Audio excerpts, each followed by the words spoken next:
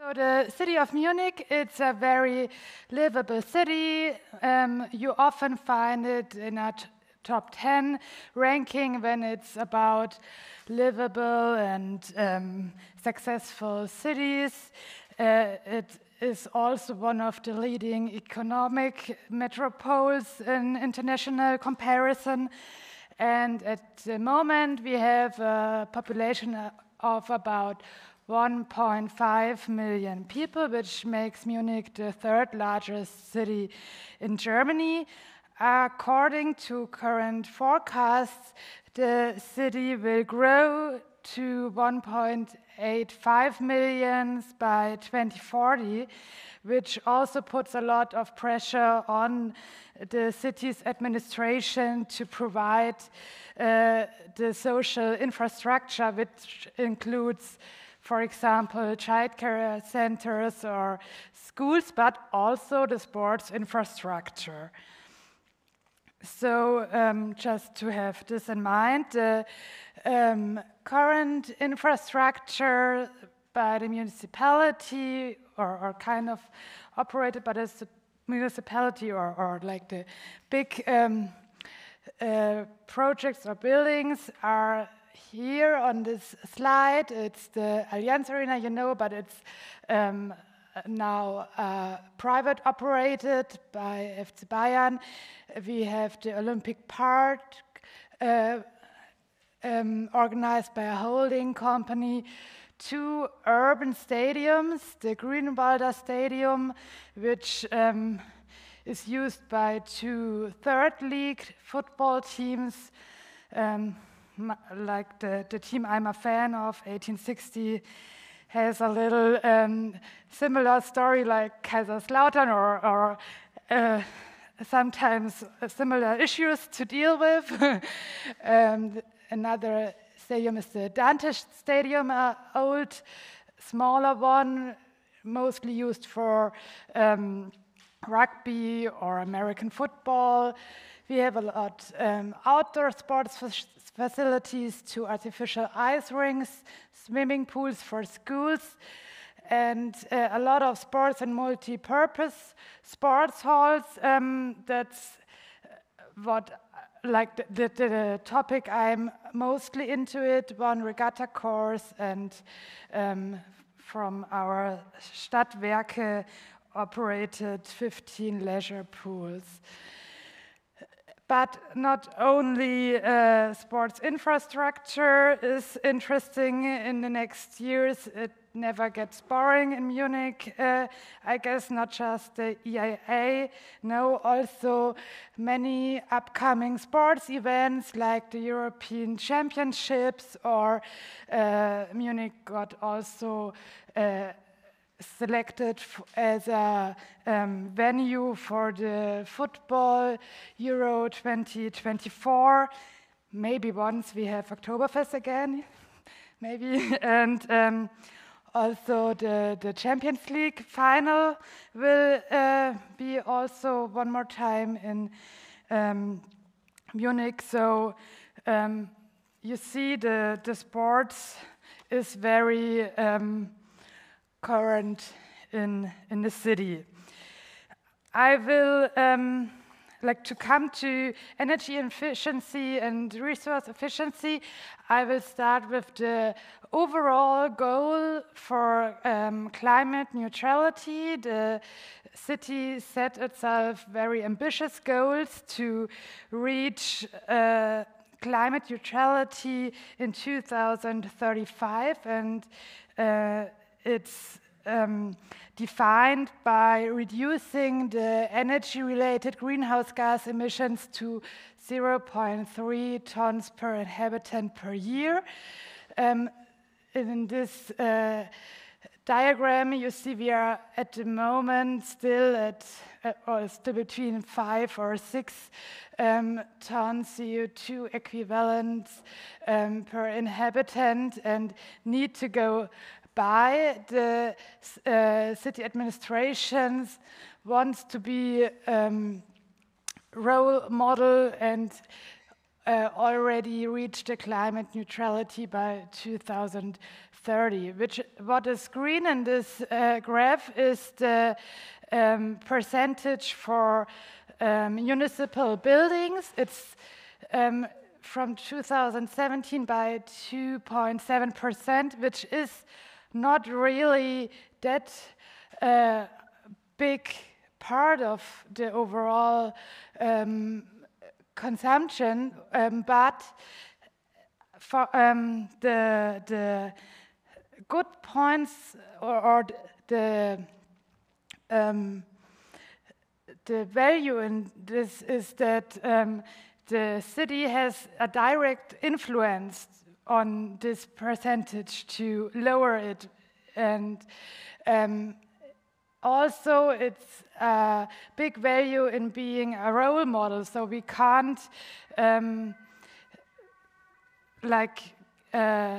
demand from our citizens that they build their houses totally climate neutral if we don't do it the same, or maybe we do it earlier and show them what is possible, and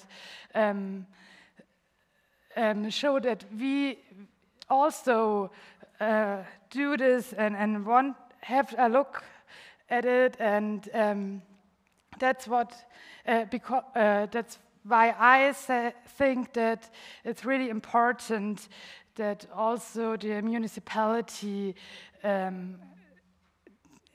puts a big point on sustainability and resource and energy efficiency for its buildings. The energy and resource efficiency measures of the City of Munich are packed in the action program for climate protection. The first started in 2010, and since then we got every 3 years a bit further and brightened the measures and the action plan. Since now we have the climate neutrality aim, we even started to do an overall action plan for climate neutrality by 2035, and also got the order from the city's council to develop a concept for climate neutral public building stock, which we now nearly finished, and the big assembly for the politicians to decide is in November. And I'm really excited about this, but I see kind of dilemma here, because it's really great that we got all these orders, and I will give you later some examples about the concept for the climate neutral building stock. I think we are from the point of knowledge, we are really far now, and now the money is missing due to the COVID crisis.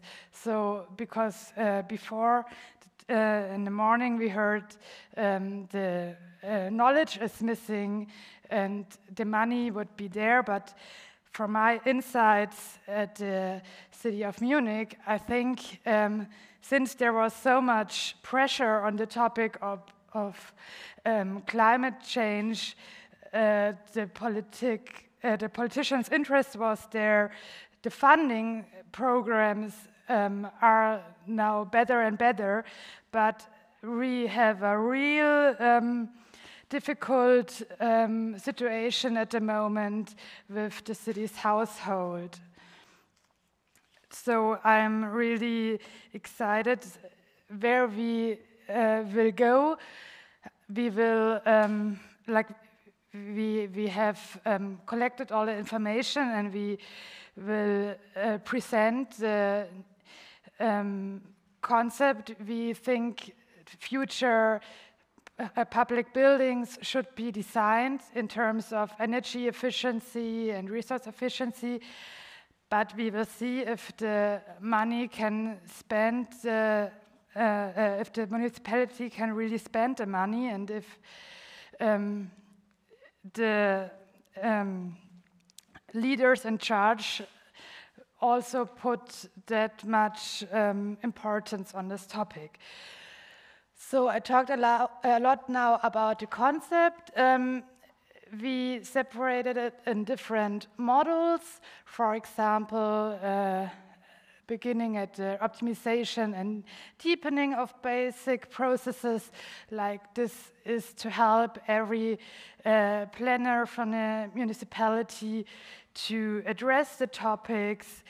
We have like a guideline now for this different aspects you should look at if you plan a future public building and the different terms.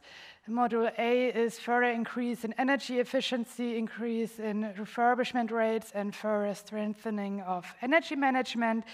The aim is the German classification of Effizienzhaus 40, and also to get the fundings with the BEG for this classification rate.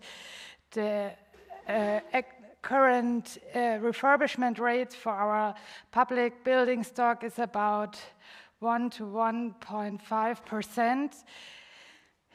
We actually, a year ago, wanted to have the goal about 3%, but I think that's not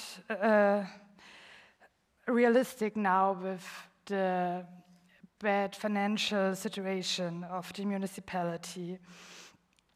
Then there is district heating and renewable energy in the electricity and heating sector. The district heating in Munich is run by the Stadtwerke. They have the overall aim to be on renewable energy by 2040, but not in every part of the city. There is or will be the possibility to connect to the district heating also in the next 20 to 40 years. So we are also thinking about projects from the municipality with the surrounding neighborhoods. We call it, for example, Nucleus, our first pilot project, where we will have a new school campus and have local heating at the school campus and develop out of this place the energy energy net or grid for the surrounding neighborhood for housing and other uses. Since last year, photovoltaic is obligatory on our public buildings and also not limited by the economic aspects. Until now, when we had photovoltaic, for example, on a school building or a sports hall, the maximum amount was to have the economic point for the in-house consumption, but now we try or will put the most as possible photovoltaic amount on the roof, the amount which is possible in regard to other uses which more and more get also important, talking about the roofs like green roofs or even use areas.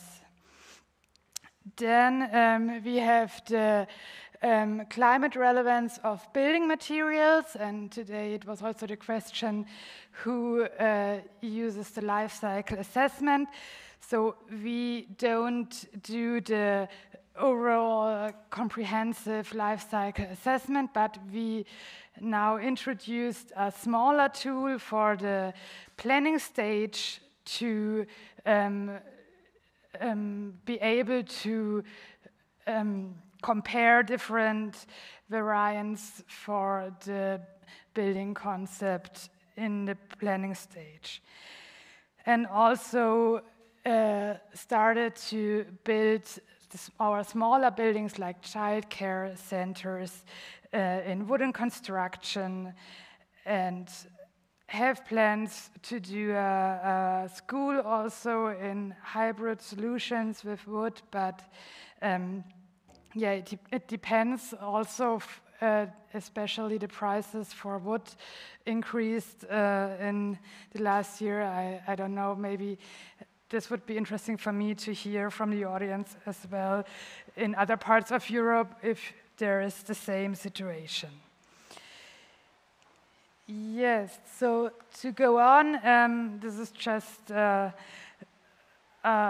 small picture from a pilot project.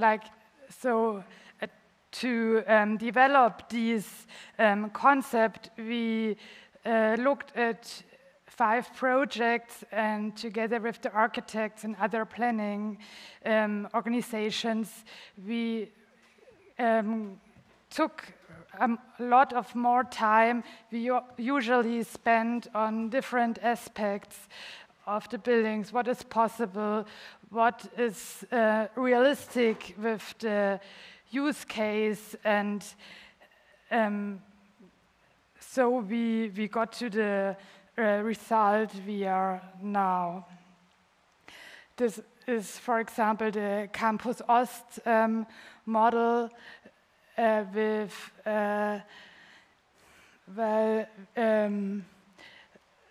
facade greening, biodiversity roofs, as well as photovoltaic, wood hybrid constructions, facade constructions made of wood, but also, as I mentioned before, other use cases on the roofs, for example, a sports area here on the roof. Our actual or current thoughts are that it will be about 6% higher in the investment costs, but will pay off during its lifespan, although with the current situation for the municipality, it will be difficult to get this more money for the investment from the financial department. So I talked a lot now about what we especially want to do with new buildings. If you look at all the sports halls of the city of Munich, you see that there was a peak in new constructions between 1950 and 1970. If we assume a building has a lifespan of about 50 years, then you can calculate that during the last years and nowadays, these buildings are about 50 years now, and you can imagine their current situation. So the other big part of our task in the future is the renovation or refurbishment or even new construction of the sports halls. Here there is an example of renovating a single sports hall, but I can say it's not the most cases we do the renovation of a sports hall, because as the space in the city gets really rare, we mostly see that the area around, maybe, for example, this is also what you could have seen here, like the old sports halls. There were mostly really small sports halls, like single sports halls. And if we now have a spot in the inner city, then you see that actually there is area around it which is possible to use also for municipalities. So if there was a single sports hall, now we build a new construction for a three sports hall, 3 field sports hall. But not only the sports halls, also the bigger buildings are our current topic, and are like nearly about 50 or a lot of years old. For example, the regatta course in Oberschleißheim, which also was on the agenda to get refurbished before Corona. It's from the Olympics, and it also part as a venue for the European Championships, but it was one of the first projects which got postponed, and now due to the COVID crisis for the municipality, we now will only do the really important security measures at this venue. Well, I have some pictures left, but I think I have to move on to give others also the solution. So just some impressions. This is a new construction where we combined green roofs and photovoltaics. Then this is a child care center with a wooden facade. And last but not least, some few words about my research, what I still follow from my time at university is my PhD project. I look at sports facilities from another point of view. The title is Urban Sports Facilities, Synergies of Sports Facilities and the Surrounding Neighborhood. So I would like to demonstrate that sports facilities can play an important role for the district neighborhood in terms of energetic potentials. I want to show that they can serve the grid as an energy producer, energy storage, and also energy sink. That's why I look at the energy load profile. These are 4 different sports halls from different sizes, and you see they have characteristic load profiles with the load peaks mostly in the afternoon or in the evening.